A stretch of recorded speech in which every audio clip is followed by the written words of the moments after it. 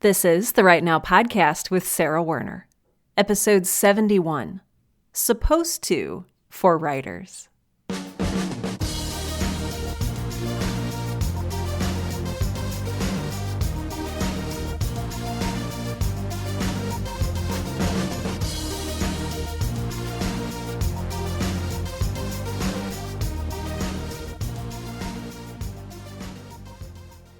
Welcome to Right Now, the podcast that helps aspiring writers and all writers to find the time, energy, and courage you need to pursue your passion and write every day. I'm your host, Sarah Werner, and I've been doing a lot of things lately. Oh, man. So I'm currently in the midst of doing editing for episode 113 of Girl in Space. So that's the 13th episode in season 1 for the audio drama that I create.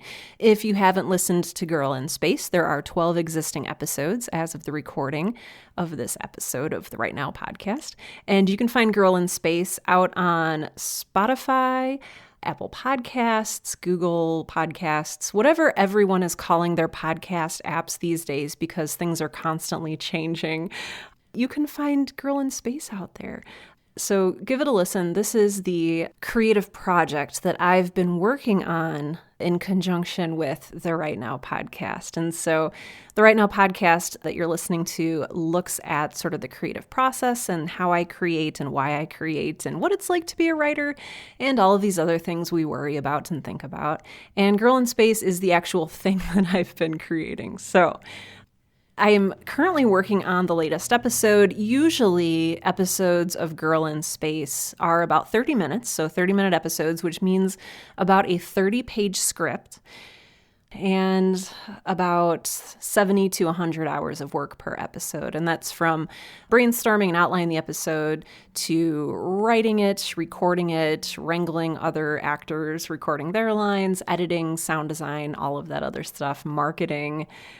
This episode, however, it's the finale, and so I wanted it to be special. I wanted it to be a little longer than the others, and so I wrote a 74-page script for episode 13, and it took me over 100 hours to write, just writing alone, because I went through 9 drafts. I went through 9 different drafts. I didn't complete all 9 drafts, but I restarted from scratch. I restarted this episode 9 times. And so the last time I released an episode of Girl in Space was December. And that was I think I started writing the new episode in January. Yeah, it is currently July 2019. And my audience is getting cranky, but I want to make this a good episode. And so I finally allowed myself to be done with the script because done is better than perfect, and we will never create anything that's perfect, as I had to keep reminding myself. And I handed it off to my actors. I did my own lines as the main character X. And currently, I have all of those lines back from people, and I'm in the midst of dialogue editing. And so that's what I've been doing for the past several weeks. So the dialogue editing process involves taking the best line out of each of the characters' recordings that they sent me.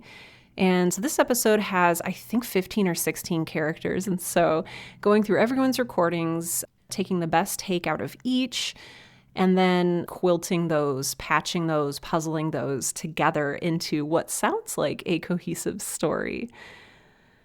After this, I have a few more phases. I have the sound design phase, which is, I think of it as like illustrating the story with sound. So right now I just have the dialogue placed. So someone will say something and another character will say something.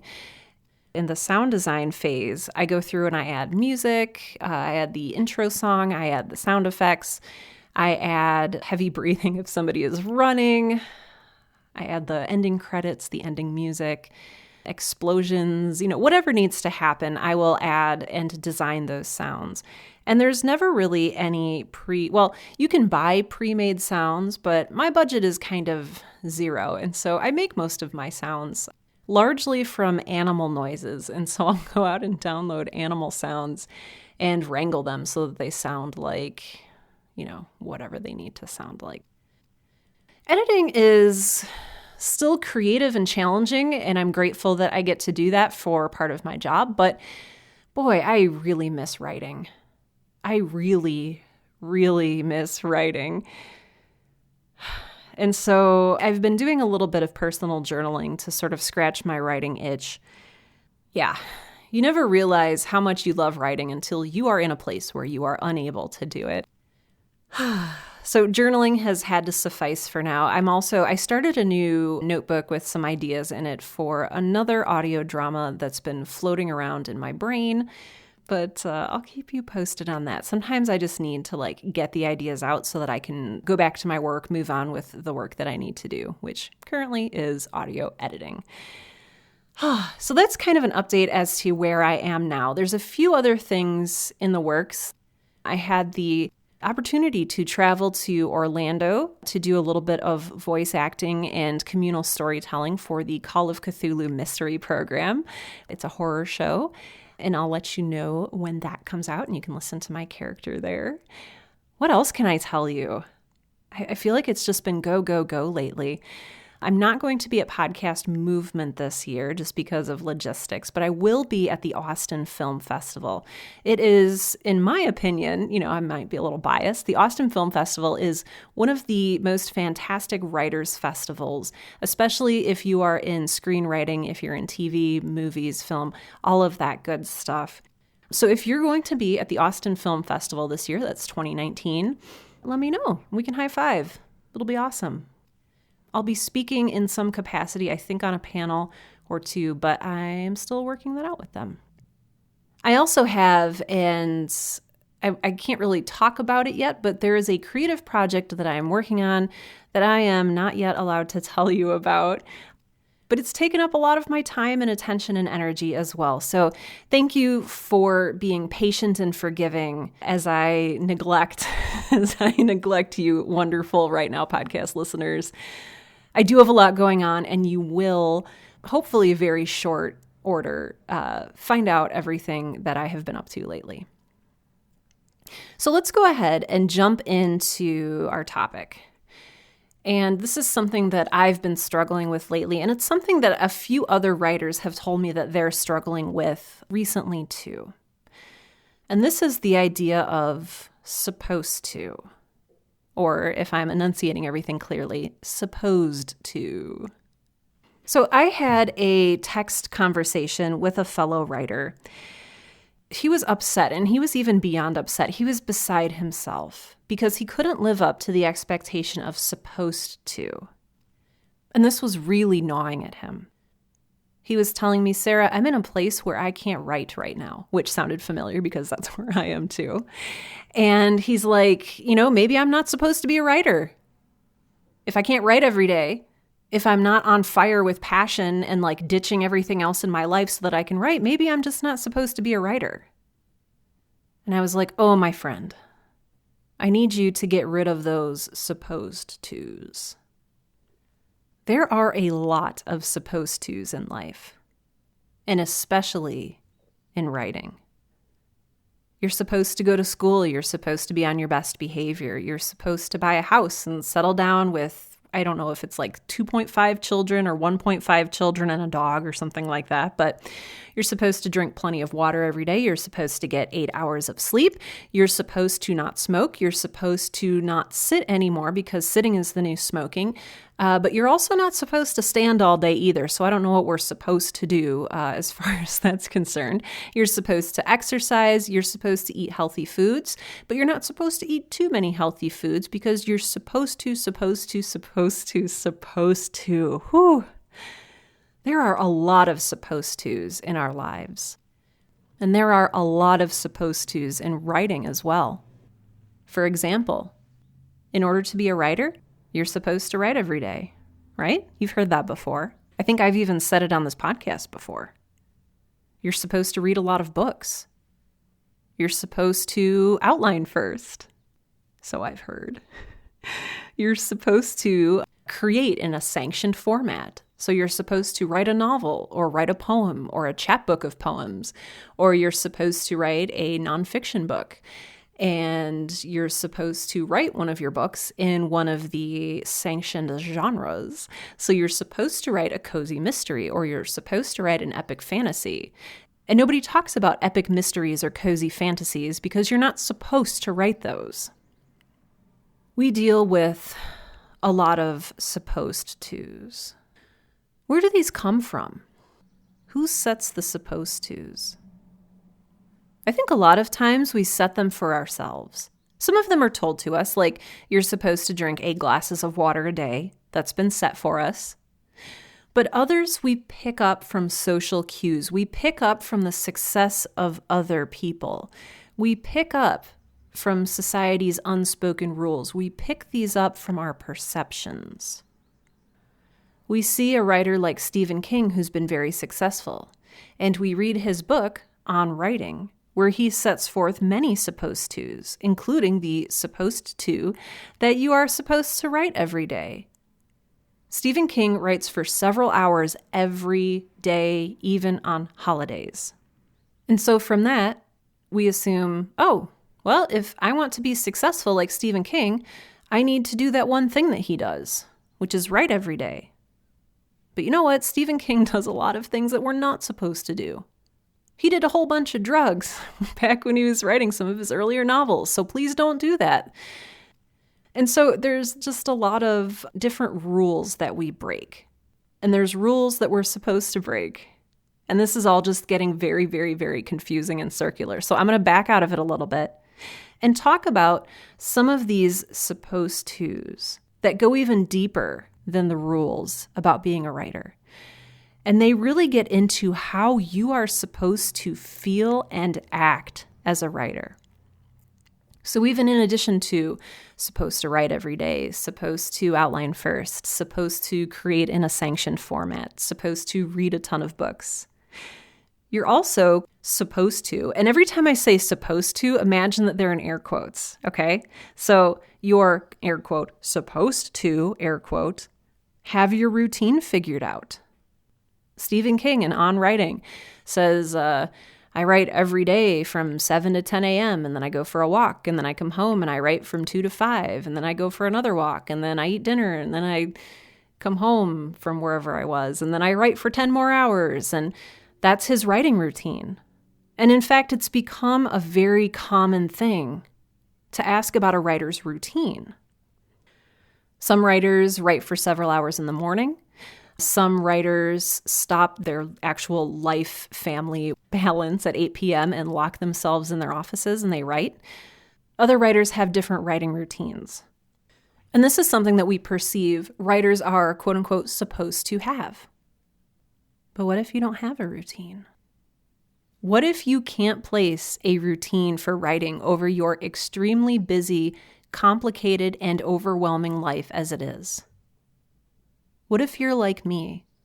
What if you work all day and you can only fit writing in over your lunch break or within the cracks between meetings? Similarly, you're quote-unquote supposed to have your life together. In order to have a routine, you need to have a life that allows a routine to fit within it.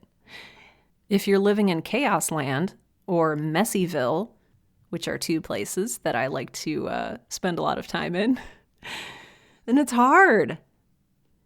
You might not be able to fit a routine in that. Or how about this one? You're supposed to feel confident in your writing. You're not supposed to feel doubtful or afraid. But just between you and me, I am very rarely, if ever, confident in what I've written.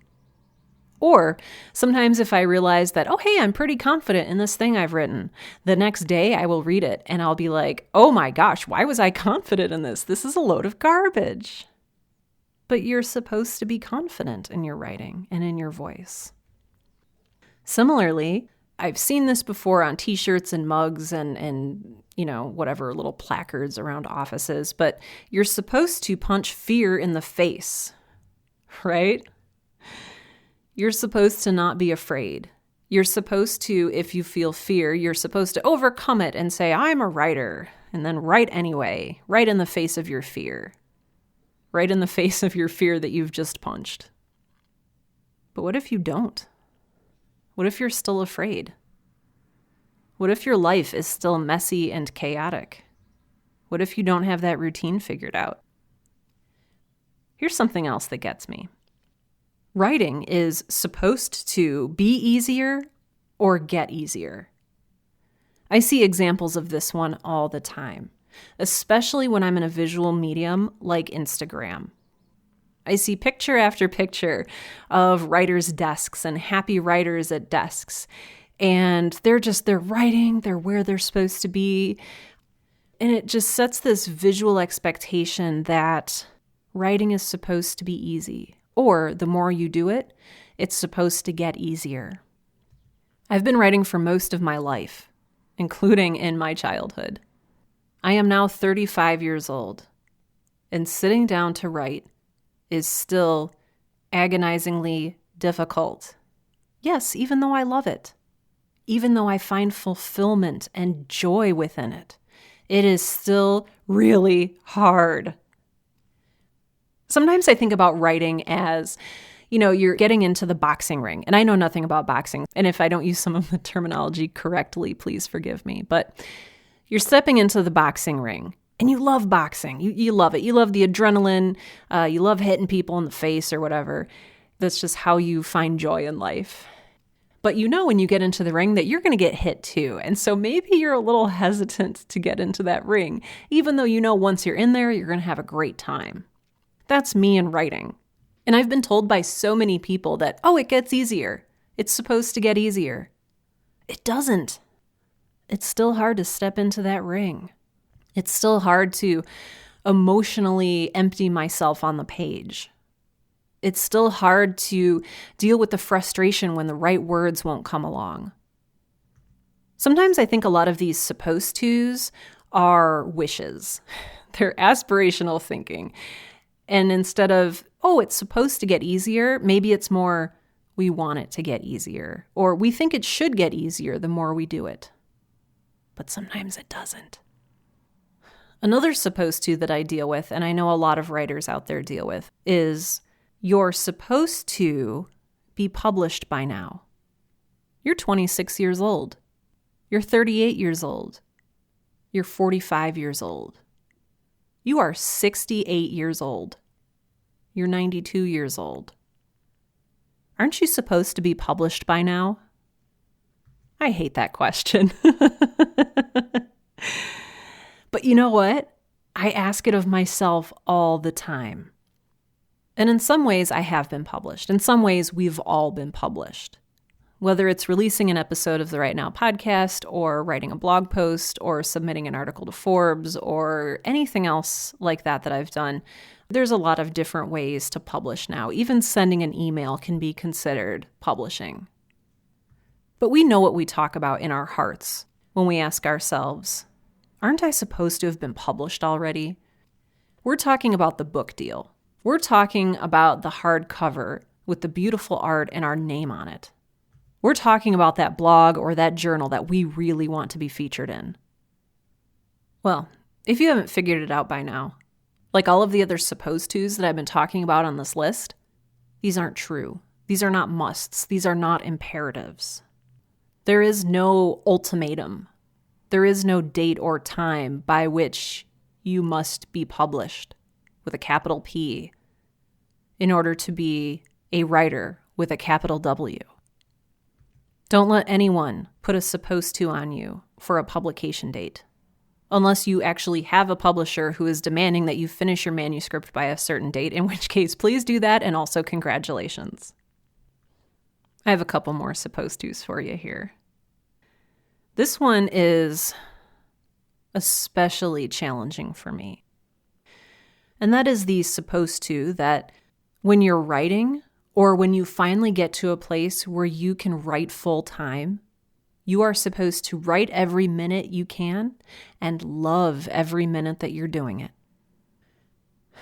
This one is really, really hard for me because I think if you've been listening to this show long enough, you know that this show sort of traces my journey from working at a bank to working at a marketing firm to where I am now, which is being self-employed as a full-time writer.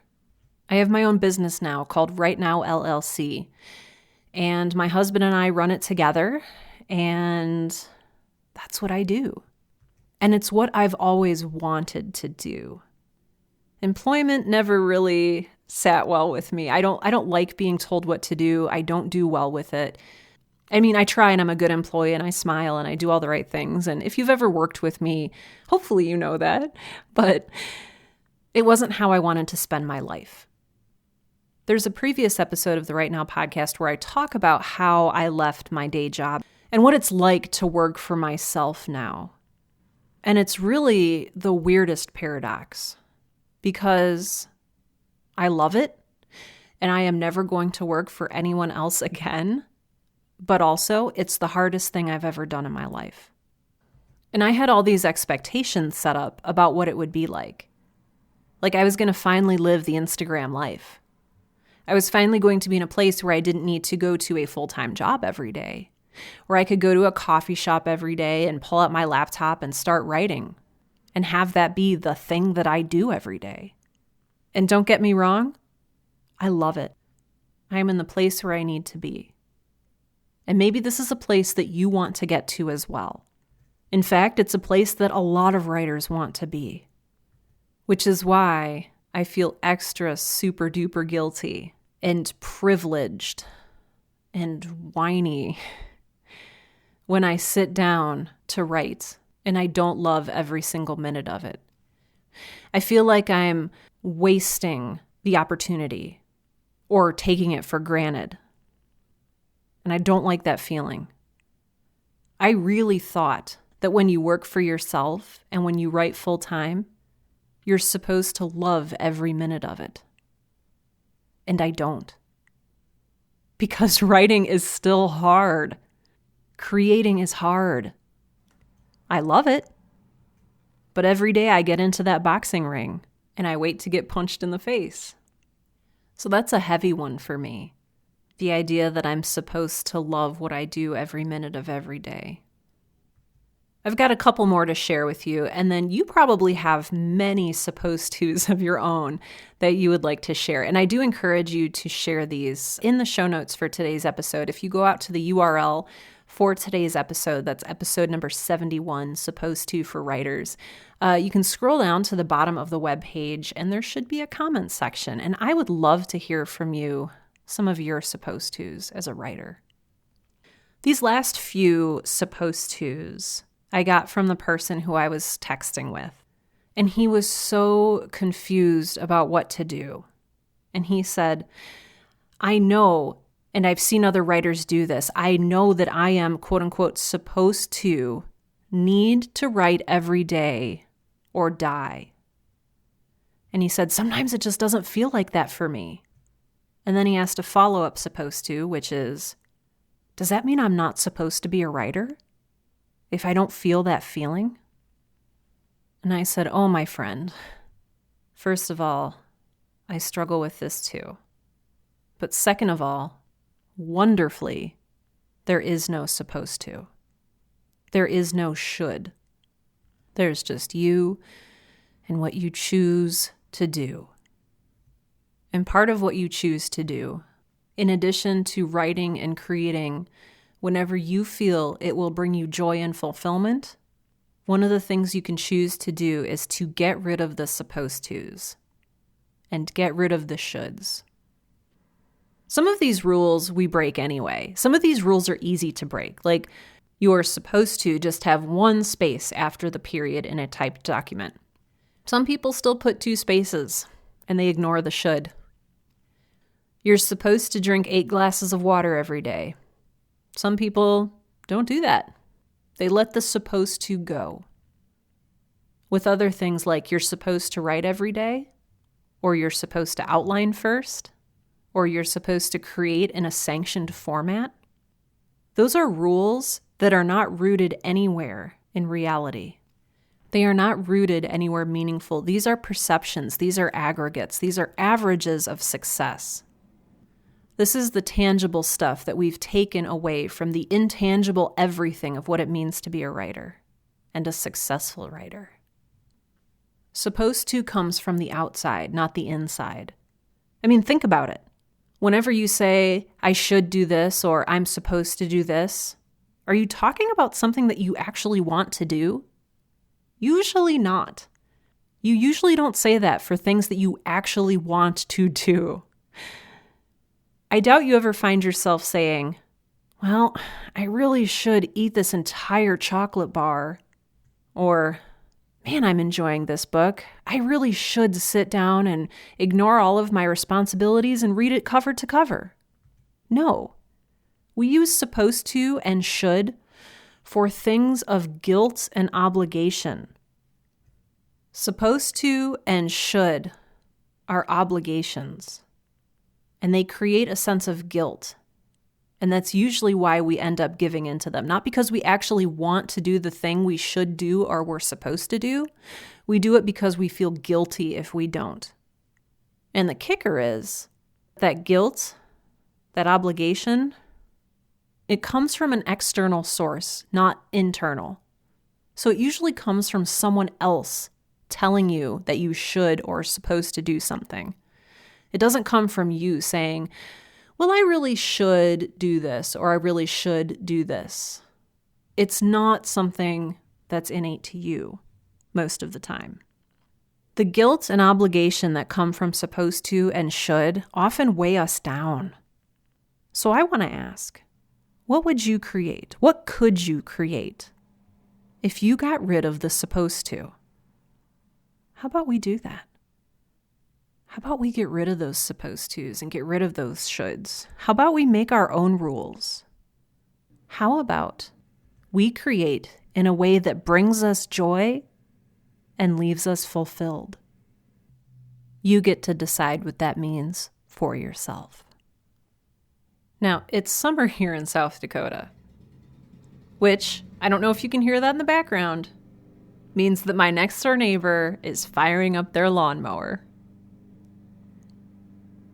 But I don't want to stop recording for the next 40 minutes, so I'm just going to keep going. Because all I have left for you are thank yous and acknowledgments and a little bit more advice. And so I'm just gonna keep going. Those of you who have been listening for a long time, you know that I cannot do this alone. I've never been able to podcast alone. I need help. And this is very hard for me to say and ask for, but I don't make the Right Now podcast alone. I have several people who help me financially and also emotionally, so thank you for that, through a third party called Patreon. Patreon is a secure third-party donation platform that allows you to pledge $1 per episode, $2 per episode, $10,000 per episode, whatever you're moved to do, to help me continue to create episodes of the Right Now podcast. And so you don't get charged if I don't create a podcast episode. So there's really nothing to lose except for $1. In any case, I want to give special thanks to patron Elise Jane Tabor. Elise, thank you so much for your generous gift for every episode. She gives $15, so thank you, Elise. You help cover hosting costs. You help me so much. Thank you. I would also like to thank generous donors Julian Vincent Thornburg, Michael Beckwith, Leslie Duncan, and Gary Medina. Thank you all so much for your generous gifts. Again, if you would like to become a patron of the Right Now podcast, you not only get the joy of helping support me as I create these things and share them with other writers just like you, but you also get some perks. You get your name mentioned here if you so choose. You also get access to my special writers group Discord, which is a secret group. So let me know if you're a patron so I can invite you there. And with the droning sound of my neighbor's lawnmower, this has been episode 71 of the Right Now podcast. The podcast that helps aspiring writers and all writers to find the time, energy, and courage you need to pursue your passion. And I know I always say write every day, but that's a should, that's a supposed to. You are free to write every day if that is what brings you joy and fulfillment. And until next time, what could you create if you got rid of the supposed to?